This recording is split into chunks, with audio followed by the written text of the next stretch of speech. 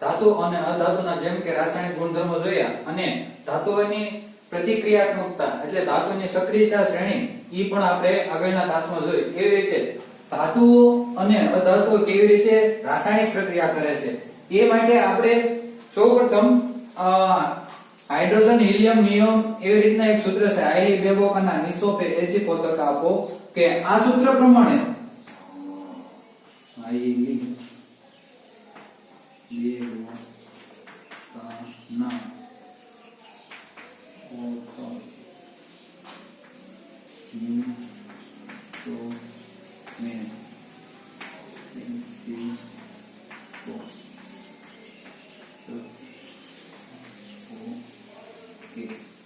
કે આ ક્રમમાં તે તત્વો આપેલા છે. આ એટલે હાઇડ્રોજન વાળું એને 1 number, hydrogen helium 2 number, lithium 3 number, beryllium 4 number, boron 5 number, carbon 6, nitrogen 7, oxygen 8, phosphorus 9, પછી નિયોન 10, સોડિયમ 11. આ ઇલેક્ટ્રોનની રચના પ્રમાણે છે. પછી આવે છે magnesium 12, aluminium 13, silicon 14, chlorine 15, sulphur 16, chlorine 17, argon 18, potassium 19 અને કેલ્શિયમ 20. તો આ રીતના આખો તેના તત્વોનો ક્રમ છે. હાઈલી બેબોકાના ઓકો નિસોમે એસી પોષક આપો કે આ પ્રમાણે તેની બાહ્યતમ કક્ષામાં કેવી રીતના ઇલેક્ટ્રોન ગોઠવાયેલા હોય છે. હવે કક્ષાની ઇલેક્ટ્રોન આ રીતના આપણને નિષ્ક્રિય તત્વો એમાં છે હિલિયમ, નિયોન, આર્ગોન. ધાતુઓ સોડિયમ, મેગ્નેશિયમ, એલ્યુમિનિયમ, પોટેશિયમ અને કેલ્શિયમ. જ્યારે આ ધાતુ કઈ છે nitrogen, oxygen, phosphorus, chlorine, potassium, phosphorus, sulphur અને ક્લોરીન. તો આના આધારે એની કક્ષાઓની ઇલેક્ટ્રોન રચના એની કક્ષાઓને 4 પ્રકારમાં વહેંચવામાં આવી છે. કક્ષાઓ K, L, M અને N. કે આ કક્ષાઓ કઈ રીતના એની અંદર ઇલેક્ટ્રોન રચના ગોઠવાય છે તો K, L, M અને N.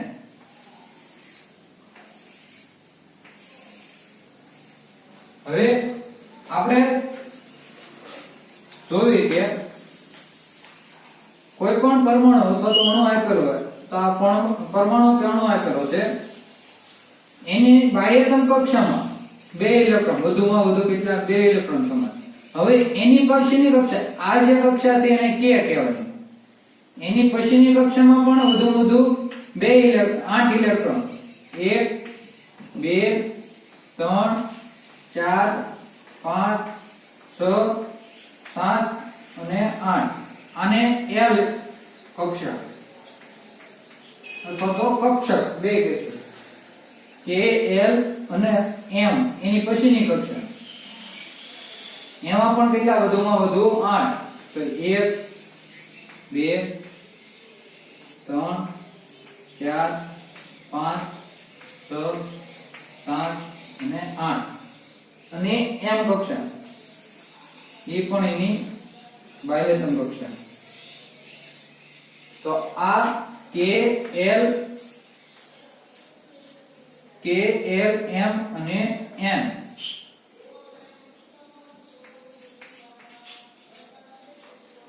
તો આ રીતે એની ઇલેક્ટ્રોન રચના હોય છે. તો ઇલેક્ટ્રોન રચના હોય જ્યારે કોઈ પણ પરમાણુ હોય તો એની ઇલેક્ટ્રોન રચનામાં બાહ્યતમ કક્ષામાં જે ઇલેક્ટ્રોન રહ્યા એને જો તટસ્થ થવું હોય કોઈ પણ અણુ અથવા તો પરમાણુને તો એની બાહ્યતમ કક્ષામાં રહેલા ઇલેક્ટ્રોન કાં તો આપવા પડે કાં તો મેળવવા પડે. બેમાંથી એક વસ્તુ એને કરવી પડે. તો એના માટે પહેલું છે હિલિયમ. હિલિયમ નો પરમાણુ ક્રમાંક છે 2. તો આપણે લઈ લઈએ કે હિલિયમ એની પરમાણુ ક્રમાંક 2 છે. તો એની બાહ્યતમ કક્ષાના ઇલેક્ટ્રોન કેટલા હોય 2. હવે આમાં એમ કે પ્રોટોનની સંખ્યા કેટલી હોય તો જેટલા તેનો પરમાણુ ક્રમાંક હોય એટલા તેની પ્રોટોનની સંખ્યા હોય. તો પ્રોટોન +2. પ્રોટોન હંમેશા કેવો હોય +20 જ્યારે ન્યુટ્રોન છે કેવો હોય તટસ્થ. હવે ઇલેક્ટ્રોન એ કેવો 20 છે ઋણ 20 છે. તો તો હવે આપણે પ્રોટોન, તો આમાં 2 પ્રોટોન, હવે એની ઇલેક્ટ્રોન રચનાની બાહ્યતમ કક્ષામાં કેટલા ઇલેક્ટ્રોન આવશે? 2, કારણ કે એનો પ્રમાણિક ક્રમાંક કેટલો છે? 2. હવે આ જે છે એની કક્ષાઓ પ્રમાણે ઇલેક્ટ્રોનની સંખ્યા, તો k કક્ષામાં કેટલા ઇલેક્ટ્રોન આવ્યા? પહેલી કક્ષા એટલે k કક્ષા, એમાં 2 ઇલેક્ટ્રોન, તો આપણે અહીં લખી નાખવાનું k કક્ષામાં 2 ઇલેક્ટ્રોન. હવે બીજું છે નિયોન. આ તટસ્થ હોવાના કારણે એની બાહ્યતમ કક્ષામાં કોઈ પણ ઇલેક્ટ્રોન પૂર્ણ રીતે ભરાયેલા હોય છે. નિયોનમાં 10 છે. તો હવે નિયોન નો જોઈએ આપણે. પહેલી કક્ષા નિયોન, હંમેશા પહેલામાં તો 2 જ ઇલેક્ટ્રોન સમાન. હવે એની બીજી કક્ષા એટલે k પછી કઈ l, આ k કક્ષા, એમાં મહત્તમ કેટલા ઇલેક્ટ્રોન સમાય? મહત્તમ 2. જ્યારે l કક્ષા, એમાં મહત્તમ 8, વધુમાં વધુ 8, એનાથી ઓછા સમાય શકે, પણ મહત્તમ એટલે એની કરતા વધારે સમાય નહીં. ઓછામાં ઓછા 8 અથવા તો 8 થી એની કરતા પણ ઓછા. હવે વધુમાં વધુ 8 લેવી તો આમાં જોઈએ નિયોન છે 2 અને 8, તો 10 થઈ ગયા એના ઇલેક્ટ્રોન. તો આ જે કક્ષા છે એમાં કેટલા ઇલેક્ટ્રોન આવશે? 8. 1 2 3 4 5 6 7 અને 8. તો આની બાહ્યતમ કક્ષા સંપૂર્ણ ભરાઈ ગયેલી છે. એટલે આ નિયોન છે કેવું તત્વ કહેવાય? નિષ્ક્રિય, એટલે કોઈ પણ સાથે પ્રક્રિયા કરશે નહીં. હવે k કક્ષામાં કેટલા ઇલેક્ટ્રોન? 2, જ્યારે l માં 8. તો આ રીતે ભરાણી એની કક્ષા. હવે આપણે જોઈએ આર્ગોન. આર્ગોનમાં કેટલા કીધા? 18. તો પહેલી કક્ષામાં આપણે ગણતા જઈએ કે પહેલી કક્ષામાં મહત્તમ કેટલા? 2 ઇલેક્ટ્રોન, આપણે અહીં સીધા લખી નાખ્યું 2. હવે 18 માંથી 2 જાય એટલે કેટલા? 16. બીજી કક્ષામાં કેટલા? 16 માંથી 8 એટલે આ 10 થઈ ગયા. તો 18 માંથી 10 કાઢને એટલે કેટલા વધ્યા? 8. હજી m કક્ષામાં કેટલા આવશે? 8. આ રીતના એની કક્ષા લખી. આપણે યાદ જ રાખવાનું k કક્ષામાં 2, l માં 8, m માં 8 અને આમાં 8. એવી રીતે અલગ અલગ કક્ષાઓ પ્રમાણે એની ઇલેક્ટ્રોન રચનામાં ગોઠવાય છે. હવે ધાતુઓ જોયું. સોડિયમ ધાતુ. તો સોડિયમ ધાતુમાં એની કે સોડિયમ ધાતુની બાહ્યતમ કક્ષામાં અથવા તો પહેલી કક્ષામાં સૌથી વધારે મહત્તમ 2 ઇલેક્ટ્રોન. હવે બાહ્યતમ કક્ષામાં એની પછીની કક્ષા એટલે 8 ઇલેક્ટ્રોન. 1 2 3 4 5 6 7 ને 8. હજી એક ઇલેક્ટ્રોન વધ્યો. જો 2 + 8 એટલે કેટલા થયા? 10 જ થયા. હજી એક ઇલેક્ટ્રોન વધ્યો એટલે કેટલા થયા? 11 ઇલેક્ટ્રોન. હવે આ સોડિયમ ધાતુ માટે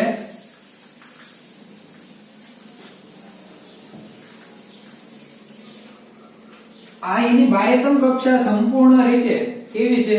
1 ઇલેક્ટ્રોન જ ભરેલો છે. પરંતુ હવે આ તત્વ છે એને તટસ્થ થવા માટે એની બાહ્યતમ કક્ષામાં રહેલો 1 ઇલેક્ટ્રોન શું કરવો પડશે? ગુમાવવો પડશે. તો આ જે સોડિયમ છે એની બાહ્યતમ કક્ષામાં રહેલ ઇલેક્ટ્રોન 1 ઇલેક્ટ્રોન ગુમાવવો પડે. તો એ કેવો ધન વીજભારિત થાય છે? તો Na+, કારણ કે 1 ઇલેક્ટ્રોન ગુમાવે એટલે કેવો આવશે? +1 જ છે. એટલે 1 આપણે લખતા નથી, ખાલી પ્લસ. હવે આના માટે આખી પ્રક્રિયા એવી થાય કે સોડિયમ પ્રક્રિયા થાય Na+ + 1 ઇલેક્ટ્રોન શું કરે? મુક્ત કરે.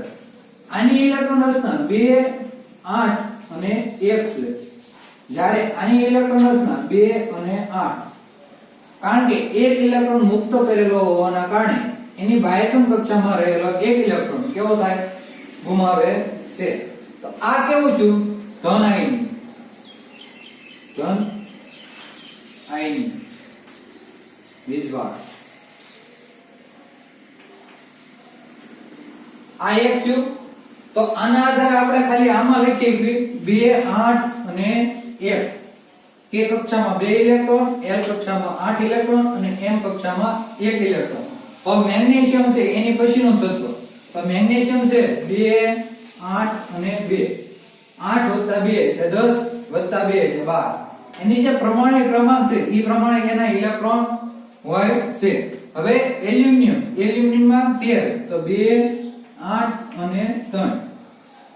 હવે પોટેશિયમ કેના કેટલા છે પરમાણુ ક્રમાંક 19. તો એની ઇલેક્ટ્રોન રચના પહેલી કક્ષામાં કેમાં 2, બીજી કક્ષામાં 8. કેટલા થઈ ગયા 10 થયા. હવે ત્રીજી કક્ષામાં હજી 10 9 છે તો એક અહીંયા આવશે એટલે કેટલા થયા 18 થઈ ગયા. 8 ને 2 10, 10 ને 8 18. હજી એક ઇલેક્ટ્રોન હોય ઈ તો કઈ n કક્ષામાં. હવે કેલ્શિયમની કુલ ઇલેક્ટ્રોન કેટલા છે 20. એનો પરમાણુ ક્રમાંક કેટલો 20. તો પહેલી કક્ષામાં 2, બીજી કક્ષામાં 8, ત્રીજી કક્ષામાં 8 અને એની પછીની કક્ષામાં 2. જો 10 18 19 ને 20 તો કેલ્શિયમની આ રીતે ઇલેક્ટ્રોન રચના થઈ. એની સંખ્યા પ્રમાણે કક્ષાઓમાં એનો ઇલેક્ટ્રોન કઈ રીતના ગોઠવાય ઈ. હવે અધાતુઓ છે એમાં નાઇટ્રોજન 7. તો પહેલી કક્ષામાં અધાતુઓ માટે પહેલી કક્ષામાં 2 ઇલેક્ટ્રોન, બીજી કક્ષામાં કેટલા 7 માંથી 2 જાય તો 5 એટલે 1 2 3 4 અને 5. હવે આ નાઇટ્રોજન છે એની બાહ્યતમ કક્ષામાં 5 ઇલેક્ટ્રોન હોવાના કારણે આ કેવું થયું એની અષ્ટક રચના આ જે છે એનું અષ્ટક પૂર્ણ કરતું નથી. એટલા માટે એની બાહ્યતમ કક્ષામાં એની ઇલેક્ટ્રોન પૂર્ણ કરવા માટે એ શું કરશે 2 ઇલેક્ટ્રોન શું કરશે મેળવશે.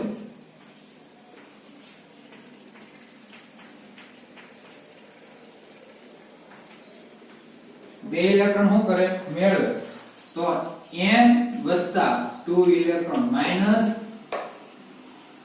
n minus 2.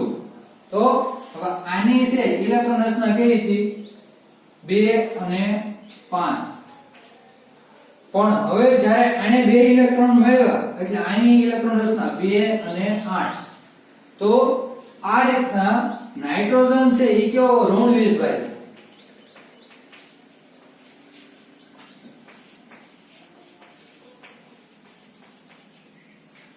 તો આ છે ઋણ વીજભારિત તો નાઇટ્રોજન. હવે એની અષ્ટક રચના પૂર્ણ કરવા માટે એને કેટલા 2 ઇલેક્ટ્રોન મેળવવા કહેવાય. તો આના આધારે તો નાઇટ્રોજનની બાહ્યતમ કક્ષામાં કેટલા ઇલેક્ટ્રોન થઈ ગયા જ્યારે 2 ઇલેક્ટ્રોન મેળવે છે ત્યારે 8. તો આ તત્વ છે નાઇટ્રોજન તત્વ છે એ કેવું થયું તટસ્થ થઈ ગયું. જ્યારે તેની બાહ્યતમ કક્ષામાં 8 ઇલેક્ટ્રોન થાય ત્યારે તે કેવું તટસ્થ. જ્યારે એની કક્ષામાં બાહ્યતમ કક્ષામાં 5 ઇલેક્ટ્રોન હતા તો એની ઇલેક્ટ્રોન રચના પૂર્ણ કરવા માટે એ 2 ઇલેક્ટ્રોન મેળવે છે. તો નાઇટ્રોજન માટે એની બાહ્યતમ કક્ષામાં 2 અને 5 આવી રીતના કેમાં 2 ઇલેક્ટ્રોન અને જ્યારે L માં 5 ઇલેક્ટ્રોન હોય છે. ઓક્સિજનમાં 2 6 પછી ફ્લોરિન 2 7 ફોસ્ફરસ 2 8 એટલે 10 વત્તા 5. સલ્ફર 2 8 અને 6. ક્લોરીન 2 8 અને 7. હવે આપણે જોઈએ તો કયા તત્વો એવા છે કે જે ઇલેક્ટ્રોન મેળવશે અને કયા એવા તત્વો છે કે જે ઇલેક્ટ્રોન મેળવશે નહીં. તો જે ઇલેક્ટ્રોન મેળવે અથવા તો જે ઇલેક્ટ્રોન ગુમાવે એને કેવા વીજભારિત આધારે કહી શકાય. હવે તત્વની બાહ્યતમ કક્ષામાં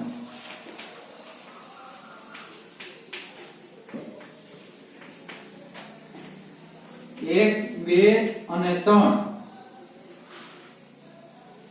જેવા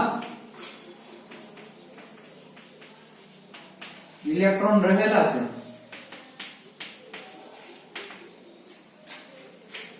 તે ઇલેક્ટ્રોન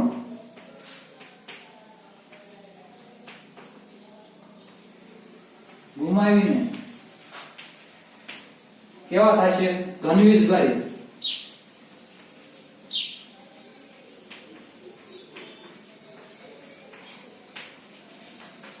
હવે આપણને એમ કે જેની બાહ્યતમ કક્ષામાં 1 2 અને 3 ઇલેક્ટ્રોન રહેલા હોય ઈ ઇલેક્ટ્રોન ગુમાવીને કેવા બને છે? ધન વીજભારિત. હવે એના ઉદાહરણ કીધા હોય એના ઉદાહરણ આપણે જોયું કે 1 2 અને 3 જેની બાહ્યતમ કક્ષામાં રહેલા હોય ઈ તો કયા? આ 1 2 અને 3 એની બાહ્યતમ કક્ષામાં કયા? તો સોડિયમ, મેગ્નેશિયમ અને એલ્યુમિનિયમ. આ એવા તત્વો છે કે જેની બાહ્યતમ કક્ષામાં 1 2 અને 3 ઇલેક્ટ્રોન રહેલા છે. હવે આ તત્વો જ્યારે ઇલેક્ટ્રોન ગુમાવીને પોતે શું થશે? ધન વીજભારિત થશે. તો આ પ્લસ થશે, આ +2 થશે અને આ +3 થશે. જ્યારે આની બાહ્યતમ કક્ષામાં 1 ઇલેક્ટ્રોન હોવાથી 1 ઇલેક્ટ્રોન મુક્ત કરે છે. પછી મેગ્નેશિયમની બાહ્યતમ કક્ષામાં 2 ઇલેક્ટ્રોન હોવાથી 2 ઇલેક્ટ્રોન મુક્ત કરે છે. આ શા માટે મુક્ત કરે? કારણ કે એની બાહ્યતમ કક્ષામાં રહેલા ઇલેક્ટ્રોન મુક્ત કરે તો જે એનું અષ્ટક છે એ કેવું થાય? પૂર્ણ થાય. આ મુક્ત કરી દે તો આ જે 2 8 2 8 2 8 તો આવી રીતના એનું અષ્ટક આખું પૂર્ણ કરે છે અને તે પોતે પદાર્થ તત્વ કેવો થાય છે? નિષ્ક્રિય, એટલે તટસ્થ થઈ જાય છે. હવે જે તત્વો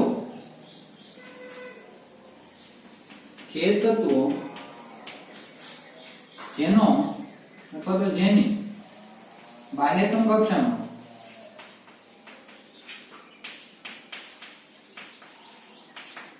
4 ઇલેક્ટ્રોન અથવા તો 8 ઇલેક્ટ્રોન આપણે 4 લઈએ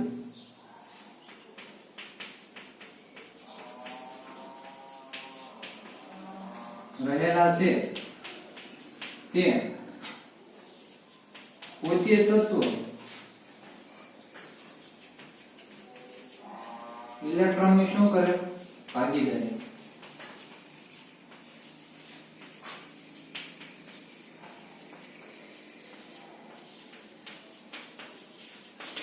કે જેની કક્ષામાં ઇલેક્ટ્રોન કેટલા 4 રહેલા હોય ઈ ઇલેક્ટ્રોન શું કરે? કાં તો ઇલેક્ટ્રોન મેળવે કાં તો ઇલેક્ટ્રોન ગુમાવે. એની કરતા ઈ વધારે એના અનુકૂળ શું કરે? કે ઇલેક્ટ્રોન ની ભાગીદારી કરે. હવે આમાં જોયું આમાં એકેયની બાહ્યતમ કક્ષામાં 4 ઇલેક્ટ્રોન આવતા નથી. એવા તત્વો પણ એવા છે કે જેની બાહ્યતમ કક્ષામાં 4 ઇલેક્ટ્રોન આવતા હોય તો ઈ ઇલેક્ટ્રોન ની શું કરશે? ભાગીદારી કરશે. તો એને ઇલેક્ટ્રોન મેળવવા પણ સરળ નહીં થાય અને ગુમાવવા પણ સરળ નહીં. પણ તો ઈ ઇલેક્ટ્રોન ને શું કરશે? ભાગીદારી કરશે.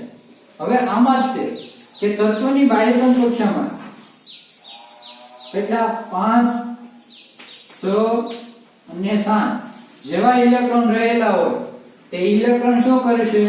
ગુમાવવાની જગ્યાએ મેળવીને કેવા થશે? ધનની જગ્યાએ ઋણ વીજભારિત. હવે આ ઋણ વીજભારિત થાય તો એના એવા કેટલાક તત્વો છે કે જે ઋણ વીજભારિત થાય છે જેની બાહ્યતમ કક્ષામાં કેટલા 5 6 અને 7. તો અધાતુમાં જો એની બાહ્યતમ કક્ષામાં કેટલા 5 6 અને 7 હોય એવા ફોસ્ફરસ, સલ્ફર અને ક્લોરીન P S અને Cl. જ્યારે આ ઇલેક્ટ્રોન શું કરશે? મેળવશે. તો જો ક્લોરીન ની બાહ્યતમ કક્ષામાં 7 ઇલેક્ટ્રોન છે જ્યારે ઈ 1 ઇલેક્ટ્રોન મેળવે એટલે કેવા થશે? ઋણ વીજભારિત. તો Cl- અથવા તો ખાલી માઈનસ આવી રીતના દર્શાવો તો પણ ચાલે. હવે સલ્ફર એની બાહ્યતમ કક્ષામાં 6 ઇલેક્ટ્રોન છે. એને અષ્ટક પૂર્ણ કરવા માટે 2 ઇલેક્ટ્રોન ની જરૂર પડે. તો S-2. હવે એવી રીતના આ છે ફોસ્ફરસ. એની બાહ્યતમ કક્ષામાં કેટલા 5 ઇલેક્ટ્રોન છે. જ્યારે એને અષ્ટક પૂર્ણ કરવા માટે 3 ઇલેક્ટ્રોન ની જરૂર પડે છે. તો 3 ઇલેક્ટ્રોન શું કરે છે? મેળવે છે. તો એના કારણે તો ઈ કેવું થાય છે? ઋણ વીજભારિત થાય છે. તો આ છે તત્વની બાહ્યતમ કક્ષાના આધારે તેનું કેવી રીતના ધન વીજભારિત અને ઋણ વીજભારિત થાય છે ઈ માટે. હવે ધાતુ અને અધાતુઓ કેવી રીતના પ્રક્રિયા કરે છે?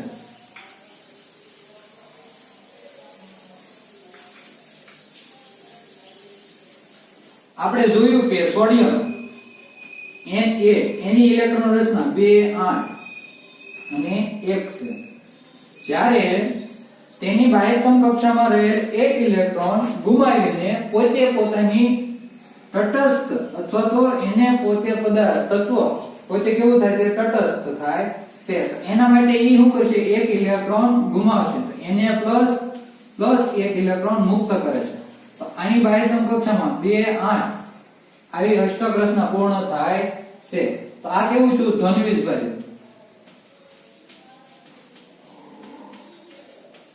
હવે આપણે આખું મિશ્રણ તત્વ એવું છે કે NaCl આને આપણે બનાવવું હોય તો Cl ની બાહ્યતમ કક્ષામાં કેટલા ઇલેક્ટ્રોન છે 2 Cl આ તો કેલ્શિયમ છે Cl ની બાહ્યતમ કક્ષામાં ઇલેક્ટ્રોન કેટલા છે 7 હવે એની ઇલેક્ટ્રોન રચના 2 8 અને 7 છે હવે જ્યારે ક્લોરીન નો એક અણુ અથવા તો પરમાણુ મેળવે એટલે ઇલેક્ટ્રોન માઈનસ મેળવે તો શું કરશે એની બાહ્યતમ કક્ષામાં રહેલું જે 7 છે એ કેવું થાય અષ્ટક પૂર્ણ થાય તો ક્લોરીન આખો કેવો થઈ જાય તટસ્થ પદાર્થ થશે એટલે Cl તો આની ઇલેક્ટ્રોન રચના કઈ છે 2 8 અને 8 આ કેવું છે ક્લોરીન ઋણ વીજભારિત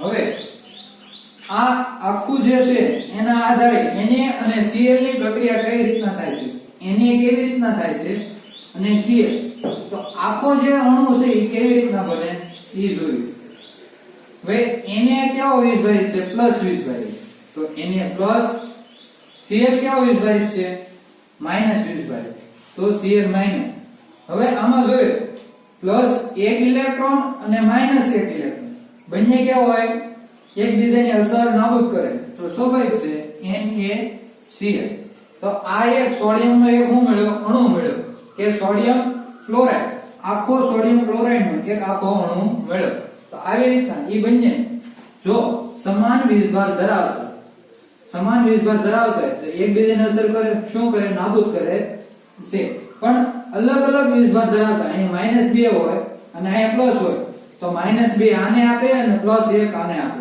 એવી રીતના બંને સંતુલિત થતા હોય છે જ્યારે અહીંયા તો કેવા છે +1 અને -1 છે તો બંને સંતુલિત તટસ્થ બંને એકબીજાના વીજભારની અસર કેવી નાબૂદ કરે તો NaCl આખું સોડિયમ ક્લોરાઇડ બને છે આવી રીતે બીજું પણ ઉદાહરણ તમને આપેલું છે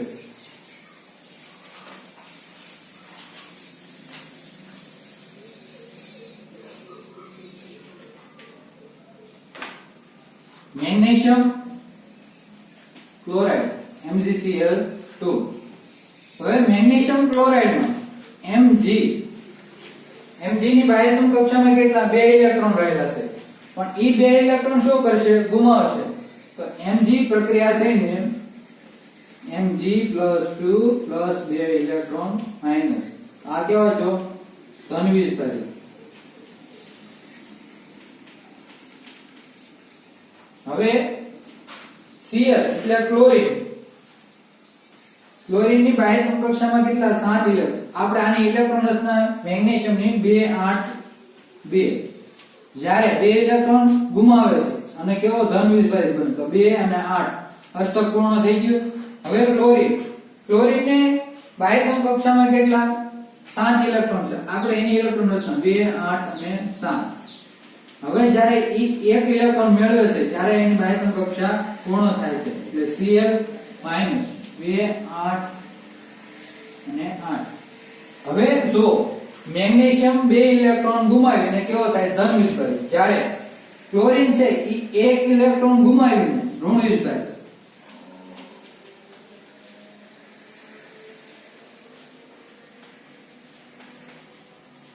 હવે આના આધારે સમજવી MgCl2 કઈ રીતના થાય MgCl2 તો Mg + Cl આપણે પ્રક્રિયા કરેલી હતી સ્વાભાવિક આવી રીતના કરવાની હવે આપણે જોયું Mg ઉપર કેટલો વીજભાર છે +2 તો અહીંયા +2 લખી નાખવાનું Cl ઉપર કેટલો છે -1 જો આ અલગ અલગ વીજભાર ધરાવતા છે પણ એક સમાન વીજભાર ધરાવતા નથી +2 કે -2 એવી રીતના નહીં પ્લસ કે માઈનસ એવી રીતના પણ નહીં +3 કે -3 આવી રીતના વીજભાર ધરાવતા નથી જો આવી રીતના વિષભાર ધરાવતા હોય તો એની અસર કેવી થાય? નાબૂદ થાય, એકબીજાની અસર નાબૂદ કરે. પણ આ એકબીજાની અસર નાબૂદ કરતા નથી. એના માટે શું થાય? ઈ બંને એકબીજા સાથે કેવા થાય? સંતુલિત કરવા પડે. હવે જ્યારે ક્લોરીન છે એની બાહ્યતમ કક્ષામાં એક ઇલેક્ટ્રોન કેવો થાય? ખૂટે છે. તો એના માટે ઈ એક ઇલેક્ટ્રોન મેળવવા માટે કોઈ પણ પ્રક્રિયા સાથે ભાગીદારી કરીને તેની અષ્ટક પૂર્ણ કરશે. હવે જોઈએ, મેગ્નેશિયમની બાહ્યતમ કક્ષામાં 2 ઇલેક્ટ્રોન, જ્યારે ક્લોરીનની બાહ્યતમ કક્ષામાં 1 ઇલેક્ટ્રોન. આવી રીતના બંનેને અલગ અલગ પ્રકારની જરૂર હોવાને કારણે હવે મેગ્નેશિયમ પ્રક્રિયા પહેલા સિમ્બોલ લખી નાખવાની, Mg અને Cl. આ રીતના મેં અલગ અલગ લખ્યું. ક્લોરીનનો જો 1 ઇલેક્ટ્રોન છે, હવે જ્યારે મેગ્નેશિયમના કેટલા 2 ઇલેક્ટ્રોનની ઉલી છે તે એને આપશે તો ક્લોરીન શું થશે? મુક્ત આખો અણુ બનશે. તો મેગ્નેશિયમમાંથી 2 ઇલેક્ટ્રોન ક્લોરીનને આપે, અહીંયા લખી નાખવાનું. હંમેશા પછી અહીંયા 2 ઇલેક્ટ્રોન અહીંયા નહીં આવે. આખું હોય ને તો અહીંયા લખાય, બાકી અહીંયા લખાય નહીં. એનો કોઈ પણ અણુને જ્યારે 2 ઇલેક્ટ્રોન મેળવો તો અહીં નીચેની સાઈડે જ લખવાનું રહેશે. તો Cl2. હવે જ્યારે ક્લોરીન 1 ઇલેક્ટ્રોન આપે, હવે આને 1 ઇલેક્ટ્રોન આપે તો એને કઈ 1 ઇલેક્ટ્રોનની જરૂર નથી, કારણ કે Mg તો આ 1 ઇલેક્ટ્રોન પહોંચે જ છે. જ્યારે 2 અણુ હોય તો આવી રીતના Cl2, 3 હોય તો 3, 4 આવી રીતના અલગ અલગ રીતે લખવામાં આવે છે. તો આખું આમ થયું MgCl2, કારણ કે આ 2 ઇલેક્ટ્રોન કોને મળશે? Cl. જ્યારે આ ઇલેક્ટ્રોન કોને મળશે? Mg. Mg પહોંચી એક અણુ આવી ગયો, જ્યારે Cl ના કેટલા થઈ ગયા? 2 થઈ ગયા. હવે સંતુલિત કર્યું હોય તો જો Mg નો એક અણુ અને ક્લોરીન ના કેટલા છે? 2 છે, તો અહીંયા 2 લખી નાખવાનું. થઈ ગઈ સંતુલિત આખી પ્રક્રિયા MgCl2. તો આ ધાતુ અને અધાતુ કેવી રીતના પ્રક્રિયા કરે છે એના માટેની હતી. આવી રીતે હવે અલગ અલગ તમે ધાતુઓ લ્યો તો ઈ કેવી રીતના પ્રક્રિયા કરે છે એ તમારે લોકોએ આવી રીતના ઇલેક્ટ્રોનના આધારે કઈ રીતના તે પ્રક્રિયા કરે છે એ તમારે લખતાવાનું રહેશે. ધારો કે Na અને F, NaF2, સોડિયમ, પછી Mg અને Cl, ઈ તો કઈ નાખી AgCl. આ ખાલી હું અણુ આખો નથી લખતો, આને તમારે જે આવતું એ લખવાનું. ધારો કે AgCl2 એવી રીતના જે રીતના આવતું હોય એ રીતના તમારે આખી પ્રક્રિયા કરીને લખવાનું રહેશે. હવે બીજું છે કે આયની સંયોજનોના ગુણધર્મો.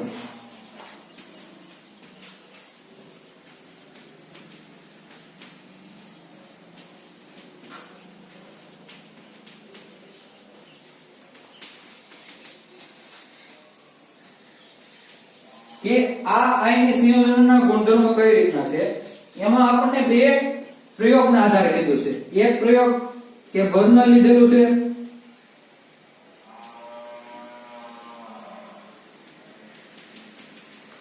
ધારો કે અહીંયા કોઈ પણ સમશી અથવા તો એવો સિક્કો લેવી કે જેની અંદર હું ધાતુ અથવા તો ધાતુના નમૂના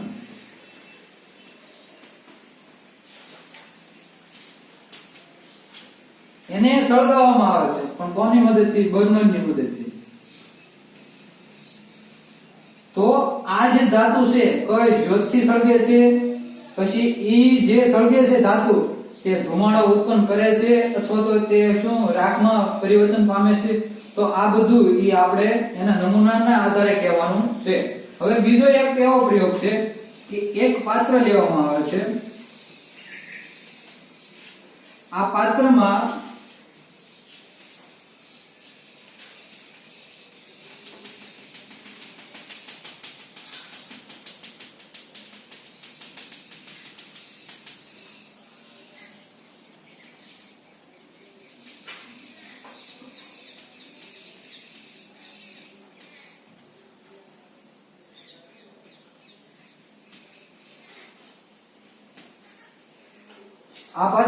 જે ધાતુ હોય એના ઓલાનું દ્રાવણ લેવામાં આવે છે. ધારો કે આપણે આ કોઈ પણ 2 ધાતુની પ્લેટ, એમાં ગ્રેફાઇટનો સળિયો લીધેલો છે,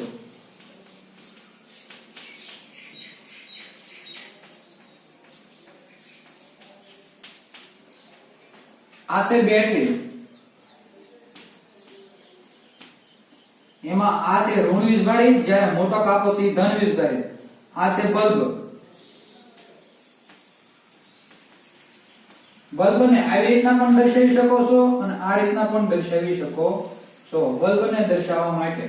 હવે પરખ માટે આ કોઈ પણ જે ધાતુ લીધી છે એના પરખ માટે એનું કેવું દ્રાવણ લેવાનું, પરખ માટેનું દ્રાવણ. હવે આમાં કઈ રીતના પરખ થશે કે ધારો કે એનોડિક પંખ, આપણને ધારો કે અલગ અલગ વીજભાર ધરાવતી ધાતુ લીધી હોય બે, તો ધન વીજભાર હોય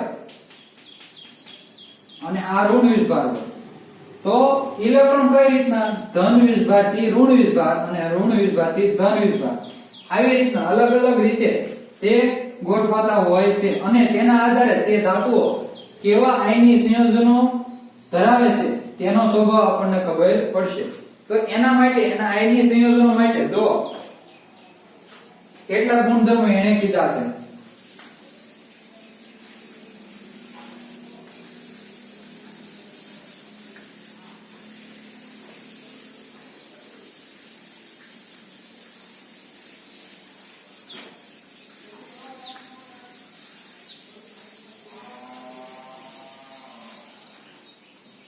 એમાં પહેલું એને કીધું છે કે ભૌતિક સ્વભાવ,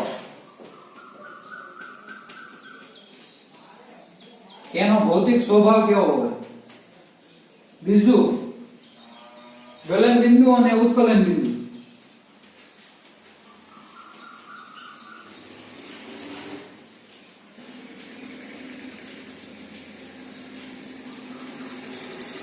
આ ગલન બિંદુ અને ઉત્કલન બિંદુ તમે ધોરણ 9 માં ભણી ગયેલા છો. કેવી રીતના કોનું ગલન બિંદુ મળે અને કોનું ઉત્કલન બિંદુ મળે. દ્રાવ્યતા એટલે કોઈ પણ દ્રાવણમાં એની ઓગળવાની ક્ષમતા, તેના આધારે એની દ્રાવ્યતા માપવામાં આવે. પછી વિદ્યુતનું વહન, તે વિદ્યુતનું વહન કઈ રીતના થાય છે. પેલું છે ભૌતિક સ્વભાવ. એમાં ધન અને ઋણ બે આયનો વચ્ચે પોતાની કેવી રીતના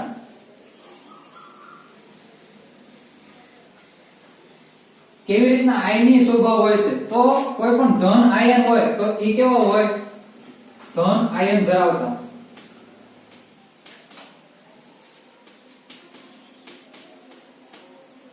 કેવો. બીજું દબાણ આપતા તે શું થાય, તૂટી જાય.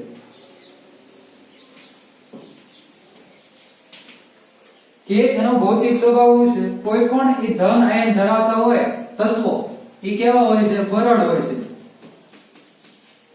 જ્યારે એના ઉપર કોઈ પણ પ્રકારનું દબાણ આપવામાં આવે તો તે શું થાય છે, તૂટી જાય છે.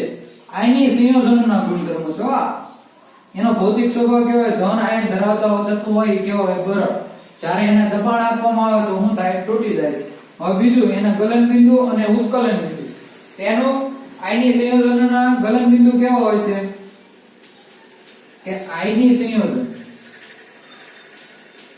સંયોજન આપણે જોયું કે MgCl2 NaCl એ બધા કેવા છે, આયની સંયોજન. તો એના ગલન બિંદુ કેવા હોય છે,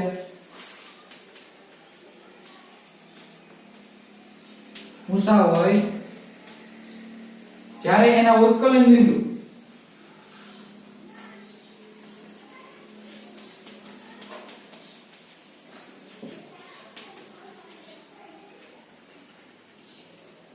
હવે પ્રબળ આંતરઆણ્વીય બળ. પ્રબળ આંતરઆણ્વીય બળ એટલે શું, NaCl છે. આ અણુને તોડવા માટે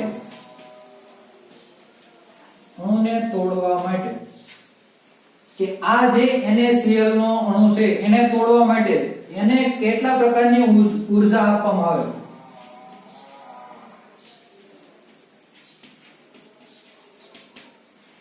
તો એને કેટલા પ્રકારની ઊર્જા આપવામાં આવે કે જેથી ઈ બંને અણુઓને Na અને Cl એને કેવી રીતના છૂટા પાડી શકાય.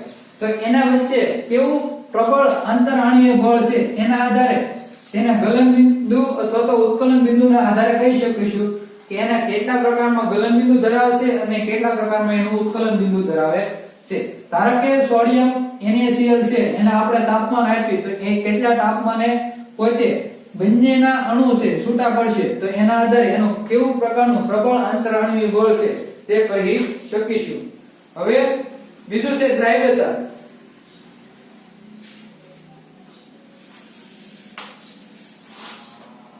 કે દ્રાવ્યતા કોઈ પણ ધાતુઓ અને અધાતુ છે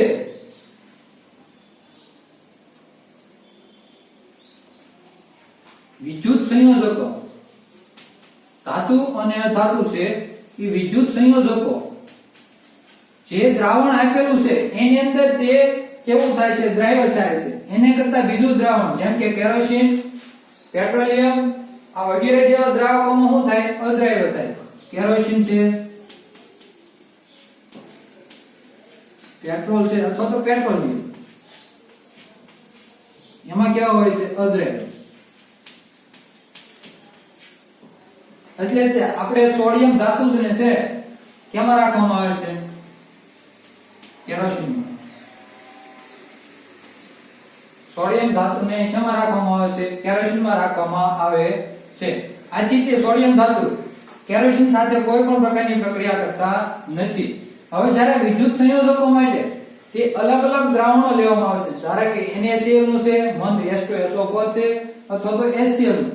આ વગેરે દ્રાવણ લેવાના આધારે તો ઈ પ્રક્રિયા કરીને પોતે પોતાના ધન આયન અને ઋણ આયન ઉત્પન્ન કરે છે. પણ ઈ કોના આધારે એની દ્રાવ્યતાના આધારે. હવે વિદ્યુતનું વહન મેં તમને આ છેલ્લો પ્રયોગ કીધો એમાં કે વિદ્યુતનું વહન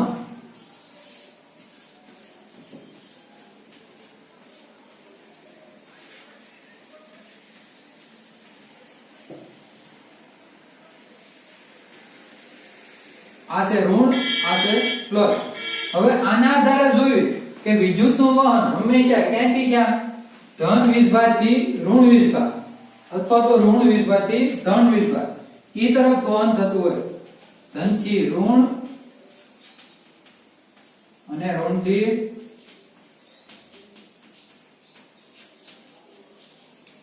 તો આવી રીતના વિદ્યુતનું વહન ધન થી ઋણ અને ઋણ થી ધન. હવે જ્યારે અહીંયા કોઈ પણ અલગ અલગ પ્રકારની ધાતુ લીધી અને એનું દ્રાવણ લીધેલું હોય તો જ્યારે એની વચ્ચે આ દ્રાવણ છે આપણે કઠિન પાણી લઈ શકીએ નહીં. કેવું કઠિન એટલે D2O આપણે મિનરલ વોટર કહીએ D2O કઠિન પાણી આ લઈ શકાય નહીં. જો કઠિન પાણી લેવામાં આવે તો આ જે કોઈ પણ પ્રકારનું દ્રાવણ આપણે જે બે પ્લેટો લીધી એની વચ્ચે રાસાયણિક પ્રક્રિયા થશે નહીં. તો આ રાસાયણિક પ્રક્રિયા ન થાય તો આના પ્લેટો ઉપર ધન વીજભાર કે ઋણ વીજભાર એ ઉત્પન્ન થશે નહીં. જ્યારે આ જે પાણી છે એની અંદર કોઈ પણ પ્રકારે હું થોડું મીઠું નાખી દઉં તો આ કેવું થયું ક્ષારયુક્ત પાણી.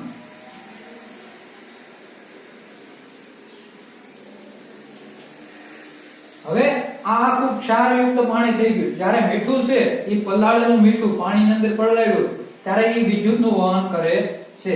જ્યારે એ આખું કઠિન હતું ત્યારે તે પાણી વિદ્યુતનું વહન કરતું નથી. કઠિન એટલે કયું D2O. જ્યારે એ પાણી વિદ્યુતનું વહન કરતું નથી. હવે જ્યારે ક્ષારયુક્ત પાણી અથવા તો આપણે જે અત્યારે સામાન્ય પીવામાં અથવા તો ગમે તે પાણી વાપરતા હોય એ કેવું હોય ક્ષારયુક્ત જ હોય છે. તો એ શું કરે વિદ્યુતનું વહન કરે. એને આપણે એક પાત્રમાં લેવામાં આવે. જ્યારે આ બે પ્લેટ અલગ અલગ ધાતુની લેવામાં આવે તો ધન વીજભાર થી ઋણ વીજભાર અને આ પ્લેટનો ઋણ વીજભાર થી ધન વીજભાર ઉપર પોતાના એનોડિક પંખ એટલે જે ધાતુ છે એ મેળવવા માટે આપણે આવી વિદ્યુત વિભાજનની પ્રક્રિયા કરવામાં આવે છે. કે મોટા ભાગે સોડિયમ અને ક્લોરીન તો એના આધારે સોડિયમ ધાતુ મેળવવી હોય તો કઈ રીતના મેળવાય. હવે આપણે મોટા ભાગે ગોલ્ડ સોનું મેળવવું હોય ઈ કોઈ પણ એક પ્રકારનું સોનું હોય એને મેળવવા માટે આવી રીતના વિદ્યુત વીજભાર ઉષા વિદ્યુત વીજભારની પ્રક્રિયા કરવામાં આવે છે. અને જે નીચે જે ધાતુ રહેલી છે એને આપણે એનોડિક પંખ કહી શકાય. તો આ શું કે આયનીય સંયોજનોના ગુણધર્મોના આધારે ધાતુઓના કેવા ભૌતિક સ્વભાવ છે એના ગલન બિંદુ અને ઉત્કલન બિંદુ કેવા છે કેની અંદર દ્રાવ્ય છે કેની અંદર અદ્રાવ્ય છે પછી એની દ્રાવ્યતા વિદ્યુતનું વહન ધન વીજભાર થી ઋણ વીજભાર ઋણ વીજભાર થી ધન વીજભાર હવે આપણે રેવાજિક પ્રવાહ અને રૂઢિગત એટલે રેવાજિક અને હાલનો વિદ્યુત પ્રવાહ. ધારો કે આના આધારે આપણે જોઈએ કે ઈ બે પ્રકારના પ્રવાહ ધરાવતા હતા. જૂની માન્યતા પ્રમાણે વીજભાર છે ધનથી ઋણ લેવામાં આવતો, જ્યારે હાલની અત્યારની માન્યતા પ્રમાણે વીજભાર ઋણથી ધન લેવામાં આવે છે. તો આવી રીતે અલગ અલગ માન્યતાઓના આધારે વૈજ્ઞાનિકો તે પોતાની વીજભારના આધારે કઈ રીતના એનો આખો પ્રયોગ થાય છે ઈ પણ કહેલો છે. હવે વિદ્યાર્થી મિત્રો આપણે ધાતુ અને અધાતુઓ કેવી રીતના પ્રક્રિયા કરે છે એનું કોષ્ટક એના આધારે NaCl ની પ્રક્રિયા કે NaCl આયન સંયોજન કેવી રીતના બનાવશે ઈ MgCl2 આયનીય સંયોજન કેવી રીતના બનાવશે ઈ આયનીય સંયોજનના ગુણધર્મો એમાં ભૌતિક સ્વભાવ, ગલન બિંદુ, ઉત્કલન બિંદુ, દ્રાવ્યતા અને વિદ્યુતનું વહન આ બંને પ્રશ્નો તમારે લખવાના રહેશે.